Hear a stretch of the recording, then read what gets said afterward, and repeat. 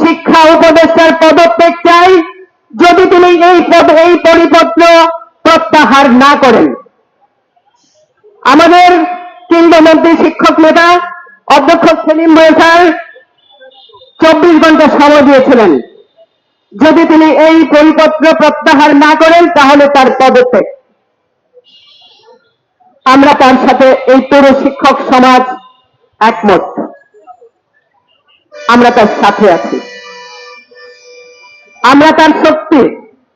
আমরা যদি ঐক্যবদ্ধ থাকি, বাংলাদেশের শিক্ষক সমাজ যদি ঐক্যবদ্ধ থাকি, তাহলে কোনোভাবেই এটা চালু করতে পারেন না।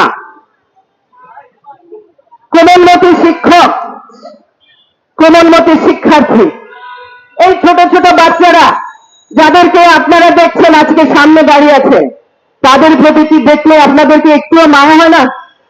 এই কোমলমতি শিক্ষার্থীদেরকে তাদেরকে কিভাবে বঞ্চিত করে আপনারা শুধুমাত্র সরকারি শিক্ষার্থীদেরকে বৃত্তি পরীক্ষায় অংশগ্রহণ করতে দেবেন? তারা কি অপরাধ করেছে? তারা বাংলাদেশের ছাত্রছাত্রী, তাদেরকে কোনোভাবেই বঞ্চিত করা যাবে না। আমরা চাই শিক্ষা উপদেষ্টার শুভবুদ্ধির উদয় হবে, যদি না হয় দুর্বার আন্দোলন গড়ে তোলা হবে।